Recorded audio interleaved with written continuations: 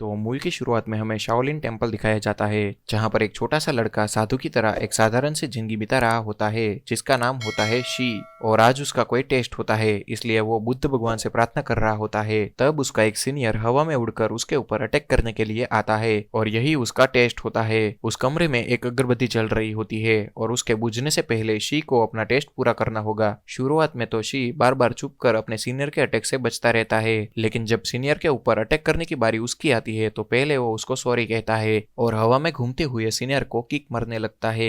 एक ही पल में वो उस सीनियर को एक बड़े से बास्केट के अंदर डालकर लॉक कर देता है। फिर वो एक बड़ी सी लकड़ी लेकर दूसरे सीनियर के ऊपर अटैक करता है जिसके पास 2 तलवारें होती है। वो दोनों तलवारों से शी की लकड़ी को काटने की कोशिश करता है, लेकिन शी डिफेंस में भी माहिर होता है। वो अपनी लकड़ी को घुमा घुमा कर सीनियर के दोनों तलवारों को नीचे गिरा देता है और इस तरह से दूसरे सीनियर को भी वो आसानी से हरा देता है। फिर लास्ट में एक सुपर सीनियर से उसका मुकाबला होता है। वो एक सिप फेंकता है जो दीवार से टकरा कर वहां के आईने को घुमा देता है और सूरज की रोशनी इस आईने में लगकर सीधी शी की आंखों में लगती है, जिसकी वजह से उसे जलन होती है। लेकिन उसे सहन करके वो छड़ी लेकर भागकर अपने सुपर सीनियर पर वार करता है, लेकिन उसी वक्त वो सुपर सीनियर छलांग लगाकर शी को उठाकर दूर फेंक देता है। शी उस सुपर सीनियर से भी हार नहीं मानता है। फिर जब उसका सुपर सीनियर छलांग लगाकर उस पर वार करने वाला होता है, तभी शी वहां से हटकर उसकी छाती पर एक पंच मारता है, जिसके कारण वो एक पिलर से जाकर टकराता है और ठीक उसी वक्त अगरबत्ती भी बुझ जाती है और इस तरह से शी उस टेस्ट में पास हो जाता है और इसी के साथ वो खुशी खुशी वहां से बाहर निकलता है। उस टेस्ट में उसे 88% मार्क मिले थे। उसके इतने मार्क्स देखकर उसके गुरुजी उसे कहते हैं कि 2 मार्क्स और ज्यादा ले आते तो कितना अच्छा होता। उस जमाने में मेरे 90 मार्क्स आए थे। दरअसल 3 साल की उम्र में शी के माता पिता उसे यहाँ पर छोड़कर गए थे और 4 साल से शी यहाँ पर पल रहा था। फिर उसके गुरुजी उसे आगे पढ़ाई के लिए दूसरे शहर में भेजते हैं और साथ में उसे एक रिकमेंडेशन लेटर भी देते हैं। शी बहुत ही खुशी से वो लेटर लेता है और भागकर बस में चढ़ जाता है। फिर सीन शिफ्ट होता है और हमें 15 साल के लड़के को दिखाया जाता है जिसका नाम लीन होता है। वो स्कूल में टाइकोंडो क्लब का चीफ होता है और वो फाइट में एक्सपर्ट होता है। उस क्लब की मैनेजर जिया नाम की खूबसूरत लड़की होती है। लीन की छोटी बहन और जिया का छोटा भाई स्कूल में 4th क्लास में पढ़ते थे। क्लब की मैनेजर होने के नाते वो लीन के फाइट वीडियो को देखकर उसे फाइट इंप्रूव करने की टिप्स देती रहती थी। ये सब देखते हुए उसका भाई चिप्स खा रहा होता है। तभी उसके फादर उसे वीडियो कॉल करते हैं, जो कि एक साइंटिस्ट होते हैं। वो ज्यादातर लैब में रहते थे और इस बात को लेकर जिया बहुत ही नाराज होती है कि वो हर वक्त बिजी रहते थे। उसके फादर हमेशा लैब में काम करते रहते थे और जिया यहाँ पर अपने छोटे भाई का ख्याल रखा करती थी। वीडियो कॉल में उसके फादर उसे कहते हैं कि मैंने वहाँ पर एक पार्सल भेजा है जो मेरा बहुत ही इंपॉर्टेंट आविष्कार है और तुम्हें उसे संभाल कर रखना होगा। तब कोई बाहर आकर दरवाजा खटखटाता है, लेकिन जब जिया बाहर जाकर देखती है तो वहाँ पर कोई नहीं होता है। फिर जब थोड़ा सा नीचे देखती है तो वहाँ पर शी खड़ा होता है, क्योंकि उसके गुरुजी ने उसे इसी एड्रेस पर जाने के लिए कहा था और अब शी की जिम्मेदारी भी जिया पर आ जाती है। जिया को देखते ही शी झुककर बड़ी इज्जत से नमस्ते करता है और जिया उससे इंप्रेस होकर उसे अंदर ले आती है। उस वक्त हम वीडियो कॉल में देखते हैं कि कुछ गुंडे लैब में घुसकर जिया के फादर को मार रहे होते हैं, लेकिन जिया यह सब नहीं देख रही थी। उस गुंडों का बॉस जिया के फादर को खिलौनों के बारे में पूछता है। लगता था कि वो बहुत ही कीमती खिलौना था। तब वो लोग उस लैब के सीसीटीवी फुटेज में देखकर जान जाते हैं कि उसने किसी को कुछ पार्सल भेजा था और ये जानकर उसका बॉस उसके 2 आदमियों को उस पार्सल की जानकारी लेने के लिए भेजता है। दूसरी ओर जिया अपने भाई के कमरे में शी को जगा देती है। फिर वो लीन की फाइट वीडियो देखने के लिए चली जाती है। तब शी भी वहां आकर वीडियो देखने लगता है। उसे टाइकोंडो फाइट नहीं आती थी। इतने में पार्सल की तलाश करते हुए वो 2 गुंडे जिया के घर तक पहुंच जाते हैं। जब घर के लोग बाहर चले जाएंगे तब हम वो पार्सल उठा लेंगे, ये सोचकर वो दोनों गुंडे बाहर वेट करने लगते हैं। अब घर में जिया का भाई चिल्लाता हुआ वीडियो गेम खेल रहा होता है। शी उसी कमरे में एक लकड़ी को जमीन पर मारकर ध्यान कर रहा होता है और दोनों की आवाजें एक दूसरे को डिस्टर्ब कर रही होती है, लेकिन कुछ ही देर में दोनों मिलकर चिल्लाते हुए वीडियो गेम खेलने लगते हैं। तभी वहां पर जिया आकर उन दोनों को डांटती है कि इस तरह से दोनों चिल्लाते रहोगे तो मैं काम कैसे कर पाऊंगी। चलो जल्दी से गेम बंद करो और दोनों चुपचाप जाकर सो जाओ। फिर जिया की बात मानकर दोनों अपने बिस्तर में सोने के लिए चले जाते हैं। फिर जिया अपने पिता का पार्सल खोलती है जिसमें एक छोटा सा पांडा होता है। जब जिया उस खिलौने का स्विच ऑन करती है तो वो पांडा बोलता है कि तुम्हारा नाम क्या है। जब जिया अपना नाम बता रही होती है तो वो पांडा जिया का वॉइस वेरीफाई करता है और उसे कंफर्म करके पासवर्ड सेट करने के लिए बोलता है। फिर जिया कंफ्यूज होकर पूछती है कि कैसा पासवर्ड, लेकिन पांडा इसी वर्ड को पासवर्ड समझकर सेट कर देता है। जिया के पिता ने एलेक्सा जैसी एक एडवांस टेक्नोलॉजी उसमें सेट की होती है जो कि सिर्फ जिया की आवाज से ही चल सकती थी। उसके साथ साथ जिया के पिता ने उसमें जिया की माँ की आवाज भी सेट की होती है जो कुछ साल पहले ही गुजर गई थी। पांडा में से माँ की आवाज सुनकर जिया को बहुत ही अच्छा लगता है और वो बहुत ही खुश हो जाती है और वो कहती है कि मॉम आई मिस यू, और पांडा में से आवाज आती है कि आई मिस यू टू जिया। फिर अगली सुबह जिया दोनों बच्चों को तैयार करके स्कूल लेकर जाती है। तभी वो गुंडे बाहर से बाइनोक्यूलर लेकर उसे देख रहे होते हैं और वो पांडा बियर किचन की तरह जिया के बैग से लटक रहा होता है। तभी वो दोनों में से एक गुंडा पांडा चुराने के लिए जाता है। तभी वो तीनों स्कूल के रास्ते में लीन और उसकी बहन से मिलते हैं।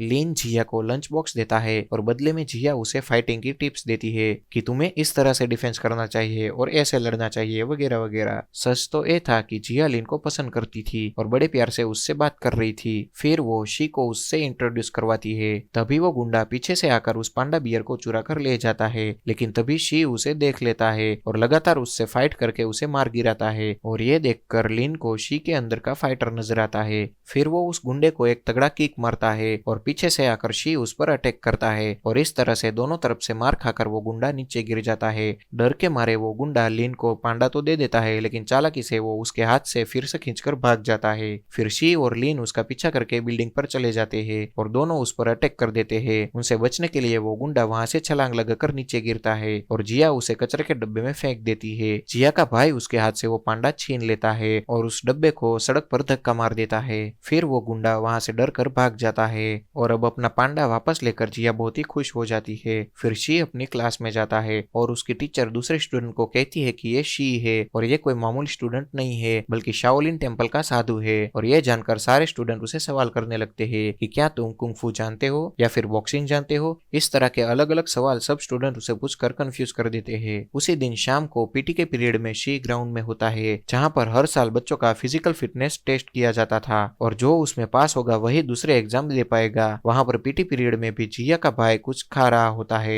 उसके बाद सबसे पहले रनिंग टेस्ट होती है। इससे पहले कि वहाँ के बच्चे आधा डिस्टेंस कवर पाते उससे पहले ही शी अपना पूरा टेस्ट कंप्लीट कर लेता है। फिर पुशअप की बारी आती है जहाँ पर सब बच्चे दोनों हाथों से पुशअप कर रहे होते हैं, लेकिन शी एक हाथ से उल्टा खड़ा रहकर पुशअप कर रहा होता है और ये सब देखकर लीन की बहन बहुत ही इंप्रेस हो जाती है। फिर हर्डल्स रेस होती है जहाँ पर जिया का भाई शी को कॉपी कर छलांग लगाता है, लेकिन वो बहुत ही बुरी तरह से नीचे गिरता है। दूसरी ओर गुंडों के बॉस ने जिया के फादर को बांध कर रखा होता है। वो कह रहा था कि जब तक मुझे वो पांडा नहीं मिलेगा मैं तुम्हें नहीं छोड़ूंगा। ये कहकर वो उसे धमका रहा होता है, लेकिन उसके आदमी पांडा को ढूंढने की बजाय रोज नया नया बहाना ढूंढ कर लाते थे। दूसरी ओर स्कूल में शी जिया के भाई से कहता है कि मैं तुम्हें रोज ट्रेनिंग दूंगा और तुम आसानी से फिजिकल फिटनेस टेस्ट को पास कर सकते हो। यही बात करते हुए वो दोनों स्कूल स्टेडियम की ओर जा रहे होते हैं। वहाँ पर लीन प्रैक्टिस कर रहा होता है और शी का बड़ा मन होता है कि वो भी लीन के साथ फाइट करे। उस रात फिर से वो दोनों गुंडे जिया के घर के बाहर कार में बैठकर उसका वेट कर रहे होते हैं। उसका एक आदमी अगले दिन उन लोगों से पीट चुका था और अब दूसरा गुंडा घर में घुसने की कोशिश करता है, लेकिन बाहर कांटीली झाड़ियों में गिरकर वो वापस लौट जाता है। घर में शी लीन का फाइटिंग मेथड प्रैक्टिस कर रहा होता है। तभी वो दोनों गुंडे फिर से अंदर आते हैं। उन्हें आते देखकर शी छुप जाता है और सारी चीजें इधर उधर फेंक कर उसे कंफ्यूज कर देता है। फिर बाहर निकलकर उसके मुंह पर और पेट पर लगातार किक मारता रहता है। यह आवाज सुनकर जिया नीचे आ जाती है और वो दोनों गुंडे वहां पर पड़ा हुआ कोई पुराने पांडे का खिलौना उठाकर भाग जाते हैं। जिया के आते ही शी उसे कहता है कि यहाँ पर वो दोनों चोर आए हुए थे, लेकिन मैंने अकेले ही उन दोनों को मारकर भगा दिया। तब जिया उसकी बात को मजाक समझकर उसे कहती है कि अब बहुत कहानियां बना ली, अब जाकर सो जाओ, और ये कहकर वो ऊपर चली जाती है। दूसरी ओर वो गुंडों का बॉस बहुत ही टेंशन में होता है क्योंकि वो दोनों गुंडे कोई नकली खिलौना उठाकर ले आए थे जो साइंटिस्ट का बनाया हुआ पांडा नहीं था। फिर उसका बॉस उन दोनों को लेटाकर उसके मुंह में गोल्फ बॉल डाल देता है और कहता है कि अगर मुझे 3 दिन में वो पांडा नहीं मिला तो मैं गोल्फ स्टिक से तुम दोनों का मुंह तोड़ दूंगा। फिर वो दोनों गुंडे फिर से पांडा ढूंढने के लिए निकलते हैं। अगले दिन शाम को शी स्कूल यूनिफॉर्म पहनकर स्टेडियम में बैठा होता है। तभी लीन की बहन कहती है कि मुझे बड़े होने से बहुत ही डर लगता है, बड़ी होकर मैं उस लड़कियों की तरह कहीं बदसूरत हो गई तो। यह कहकर वो 2 लड़कियों की ओर इशारा करती है जो कि लड़कियों के लिबास में आए हुए वही दोनों गुंडे थे जो पांडा चुराने की कोशिश कर रहे थे। शी भी उनको नहीं पहचान पाता है। सभी लोग लीन की फाइट एंजॉय कर रहे होते हैं। तभी लीन की बहन बहुत शो ऑफ कर रही होती है कि फाइट में मेरे भाई को कोई नहीं हरा सकता है और अगर किसी में हिम्मत है तो उससे लड़कर दिखाए। फिर वो शी को चैलेंज करती है कि तुम तो कुंफू में माहिर हो, क्या तुम मेरे भाई से लड़ सकते हो। और लिन भी उसकी चैलेंज के लिए मान जाता है। फिर लिन और शी के बीच में फाइट शुरू हो जाती है। सारे बच्चे एक दूसरे को धक्का देकर फाइट देखने के लिए आगे जाते हैं, लेकिन लड़कियों के भेष में लास्ट रो में बैठे हुए वो दोनों गुंडे जिया के बैग को घूर रहे होते हैं। दूसरी ओर शी और लिन के बीच शानदार लड़ाई चल रही होती है। तभी वो दोनों गुंडे जिया के बैग से पांडा चुराने की कोशिश करते हैं। शी और लिन फाइटिंग में बराबर के खिलाड़ी होते हैं और मैदान में दोनों अपनी अपनी काबिलियत दिखा रहे होते हैं। इसी वजह से हार और जीत की वजह से मैच ड्रॉ हो जाता है। तभी अचानक से जिया का भाई उन दोनों गुंडों को देख लेता है और जोर जोर से चिल्लाने लगता है और दोनों गुंडे अपने विग निकालकर पांडा को लेकर वहां से भाग जाते हैं। वहां के सारे बच्चे उन दोनों का पीछा करते हैं और पूरा स्टेडियम तहस नहस हो जाता है। आखिरी टाइम पर पीटी के सर वहां आकर सबको डांटने लगते हैं और इसी टाइम का मौका पाकर वो दोनों गुंडे वहां से भाग जाते हैं। अगले दिन पीटी के सर की मदद लेकर जिया उन दोनों गुंडों पर पुलिस में कंप्लेंट दर्ज करवाती है कि उन दोनों ने उनका कीमती खिलौना चुराया है। फिर शी की क्लास टीचर उसे कहती है कि देखो बेटा, सब जानते हैं कि तुम कुंफू में मास्टर हो, लेकिन इसका मतलब यह नहीं कि तुम हमेशा लड़ाई करते रहो। और टीचर की ऐसी वार्निंग सुनकर शी थोड़ा गिल्ट फील करता है और सोचने लगता है कि अगर मैंने उस वक्त लड़ाई नहीं की होती तो वो पांडा चोरी नहीं होता। इस तरह वो मायूस होकर बेंच के नीचे जाकर बैठ जाता है। तब उसके साथी वहां पर आकर उसे दिलासा दिलाते हैं। जिया उसे कहती है कि शी तुम फिक्र मत करो, हम सब मिलकर पांडा ढूंढ कर निकालेंगे। तब जाकर शी थोड़ा अच्छा फील करता है और वो अपने साथियों के साथ मिलकर स्टेडियम को साफ करने लगता है। और इसी बीच उस गुंडों का गैंग कोई दूसरा प्लान बना रहा होता है और दूसरी ओर लिन शी को टाइकोंडो आर्ट सिखाने लगता है। तभी हम देखते हैं कि गुंडों का बॉस पांडा से एक पेन ड्राइव बाहर निकालता है और उस पेन ड्राइव में से एक सॉफ्टवेयर अपने कंप्यूटर में कॉपी करता है और इस सॉफ्टवेयर की कीमत लगभग 100 करोड़ के आसपास होती है। वो सॉफ्टवेयर तो पूरी तरह से डाउनलोड हो जाता है, लेकिन उसके पासवर्ड के बिना उसे नहीं खोल पाते थे। और रात भर वो गुंडे अलग अलग तरह के पासवर्ड यूज करते हैं, लेकिन कोई भी पासवर्ड काम नहीं करता है। फिर सुबह होने ही वाली होती है,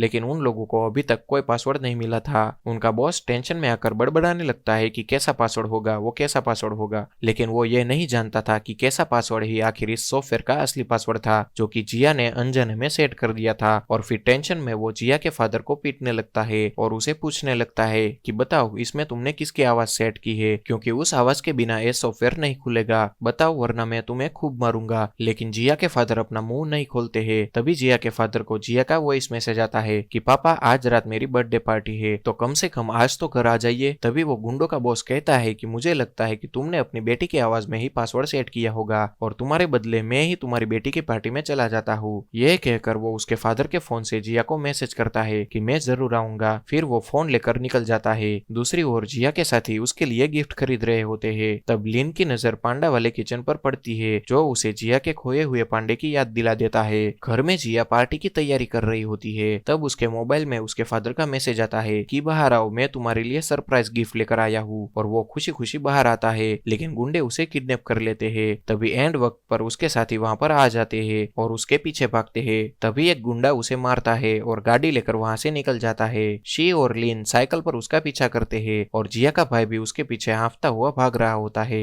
लिन की बहन पुलिस को फोन करके बताती है कि गुंडे मेरे दोस्त की बहन को उठाकर ले गए हैं। उसके अलावा जिया के बाकी साथी उसके फादर के लैब पर पहुंच जाते हैं। वहां पर वो कीमती सॉफ्टवेयर खरीदने के लिए एक व्यापारी आया होता है। तभी गुंडे जिया को लेकर वहां पर आते हैं और डर के मारे जिया चिल्लाने लगती है। तभी उसकी गर्दन पर चाकू रखकर गुंडे का बॉस उसे धमकाता है कि चुपचाप अपनी आवाज में इस सॉफ्टवेयर का पासवर्ड बता दे। लेकिन जिया बोलती है कि मैं नहीं जानती हूँ और मुझे नहीं पता है कि वो कैसा पासवर्ड है। और कैसा पासवर्ड बोलते ही वो सॉफ्टवेयर अनलॉक हो जाता है। तब जाकर सबको पता चलता है कि कैसा पासवर्ड ही उस सॉफ्टवेयर का मेन पासवर्ड है। तभी हम देखते हैं कि जिया का भाई फिर से पुलिस को फोन करके गुंडों का लोकेशन बता देता है और लिन चुपके से गुंडों को मार रहा होता है। दूसरी ओर शी भी चुपके से गुंडों के साथ फाइट कर रहा होता है। तभी जिया का भाई चुपके से अंदर घुसता है। तभी वो गुंडों का बॉस उस सॉफ्टवेयर को बेचने की तैयारी कर रहा होता है। तभी दो गुंडे बाहर निकलते हैं और वहां पर लिन उस पर अटैक करने के लिए तैयार होता है। जिया का भाई अंदर जाकर चुपके से उसकी बातें सुन रहा होता है। सॉफ्टवेयर खरीदने के लिए गुंडे ने कंप्यूटर में बॉस का नाम और अकाउंट नंबर सेट कर दिए होते हैं और उसे पैसे ट्रांसफर करने ही वाला होता है। उससे पहले जिया का भाई चुपके से अकाउंट नंबर चेंज करके वहां पर एक अनाथ आश्रम के अकाउंट नंबर डाल देता है,